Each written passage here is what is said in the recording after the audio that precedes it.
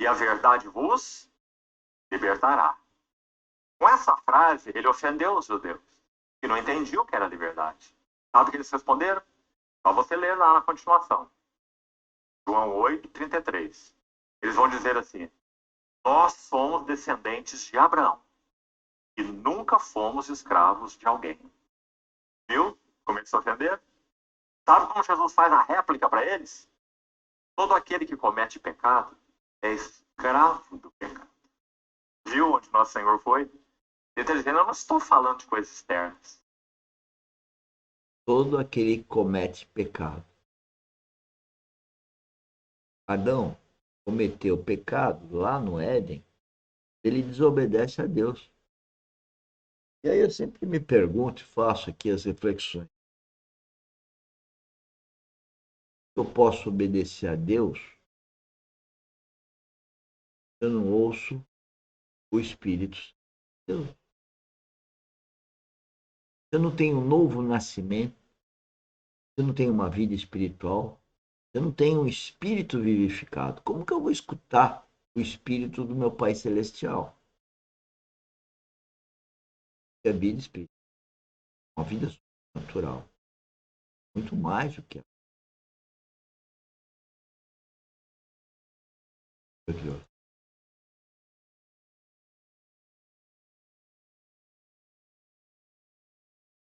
Eu estou dizendo que vocês cometem pecado. E porque cometem pecado, provam que são escravos do pecado e que não têm opção de não pecar. Mas conhecereis a verdade, e a verdade os libertará. Então, conhecer a verdade é ter o espírito vivificado. A verdade é Cristo. Quando você vivifica seu espírito, é porque você recebeu o Espírito Santo e ele vai te forjar, ele vai te guiar, ele vai te transformar. Se você ouvi-lo adequadamente e obedecer, a imagem e semelhança de Cristo. E, portanto, você vira um cristão verdadeiro. Porque escrever na testa que é cristão não quer dizer nada. Então, é aquele que tem uma vida espiritual em Cristo. Aquele que morreu e ressuscitou em Cristo, espiritualmente. E que, portanto, tem a habitação do Espírito Santo. Portanto, vai começar a forjar Cristo em.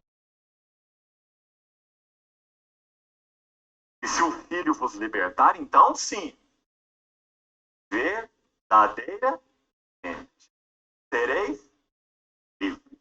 É O maravilhoso, irmão. Filho é Jesus Cristo. Então, esse capítulo tem muito para nos dizer sobre liberdade. Nós vamos usar outras referências para nos ajudar, para que não caiamos nesse engodo.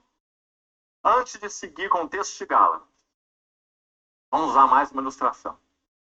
Sabe quantas vezes o povo da aliança de Deus, do Velho Testamento, o povo de Israel, por não compreender essa liberdade, caiu de novo, depois de libertados por Deus de uma situação específica, caiu de novo em cativeiro? Sabe quantas vezes, irmão? Sabe quais são os cativeiros? Vamos lá. Primeiro, eles foram libertados do... Veja bem que toda a história da Bíblia é cristocêntrica. Toda. Essa história dos 5 cativeiros, cativeiro é escravo. Cativo. 5 vezes o povo de Deus ficou escravo. Então tem uma analogia aí. Tem um ensinamento. Desde Adão e Eva, a Bíblia está ensinando a sermos cristãos. Ser guiado por Deus, a ter uma vida espiritual. Estamos aqui na academia. Eu peço, compartilhe o nosso projeto, ele é pioneiro. É único. Quero saber de outro. Provocando as pessoas. Não, nós estamos aqui, estamos fazendo o mesmo projeto. Mesmo trabalho para Deus. Sério, nem posso ser melhor do que outro. Sou igual, eu sou um vaso. Na Bíblia eu sou um vaso como você que está me ouvindo. Importa o que tem de Cristo em mim.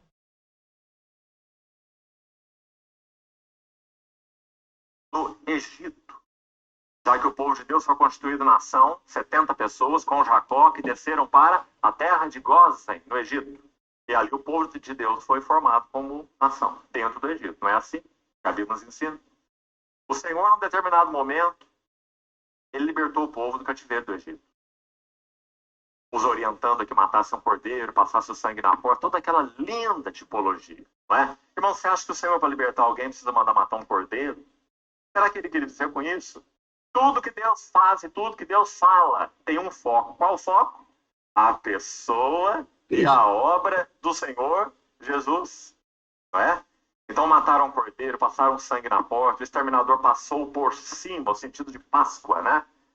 Essa palavra Páscoa, no hebraico, significa isso. Passar por cima. No inglês também traz essa ideia. Passover significa passar por cima. Páscoa. Eu passarei por cima de vós. Por que o Senhor passará por cima? Porque o sangue estava aplicado na porta. O Senhor havia resguardado aquele povo. Primeira libertação. E eles então caminharam em direção ao deserto. Libertos do cativeiro do Egito. Mas não compreenderam para o que foram libertos. Então, por favor, guarde no teu coração e pense sobre ela. Duas preposições, com a palavra liberdade no meio. Sempre Deus, quando age em nossas vidas, revela Cristo. Lá atrás, quando nós éramos perdidos, estávamos em trevas, agora não é diferente. Não é? Na medida em que Cristo vai sendo progressivamente revelado a nós, essa nossa libertação em Cristo vai se ampliando. Aquelas coisas que ainda nos pisoteavam, mesmo como cristãos, elas vão perdendo o efeito em nossas vidas. É um trabalho maravilhoso da graça. A libertação é o que nós estamos testemunhando também, aqui. Então, quando olhamos para a liberdade segundo a Bíblia, precisamos de duas preposições. A primeira vem antes, olha, e é a preposição de. Nosso Senhor sempre nos liberta de.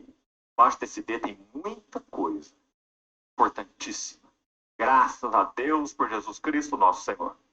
Ele nos libertou da carne, do mundo, do inimigo, do ego, da morte, do juízo. A lista é longa. Mas, à frente da palavra liberdade, tem uma outra preposição. E agora é para. Se nós não compreendemos o para, sabe o que acontece conosco? Nós prosseguimos em um cativeiro que é bem sutil. E vamos chamar esse cativeiro, embora sutil, é o mais terrível. É o cativeiro ao nosso próprio eu. Cativeiro ao nosso próprio eu. Vivendo a nossa maneira, fazendo a nossa vontade, nunca santificando a Cristo como Senhor. Tá claro, né? Eu tenho um novo nascimento, passo a ter uma liberdade, ou soltar as minhas amarras das coisas do mundo, mas eu tenho que tomar muito cuidado com o ego. Que não é mais a minha vontade que prevalece. A vontade que prevalece é de Deus. O Pai Nosso fala isso.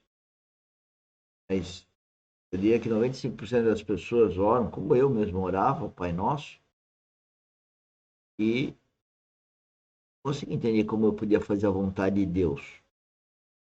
Ou fazer a vontade de Deus. Sei. Agora eu estou testemunhando aqui. Espiritualmente, eu tenho que ouvir o Espírito Santo. Eu só posso ouvir Deus se eu morrer para o mundo, nascer para o reino, nascer para Cristo e receber a habitação. O espírito de habitação, espírito de criação. Eu acho que tu vai comentar. Efésios 3, 15. Em nossos corações, porque nós experimentamos. Esse que é o último cativeiro, o final, o definitivo, o mais essencial, que é o cativeiro a nós mesmos.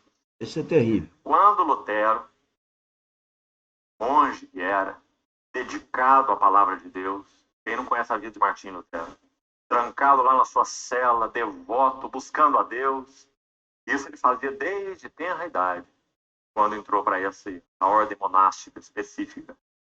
Quando Martinho Lutero, já agora, com a luz do Evangelho, travando essas batalhas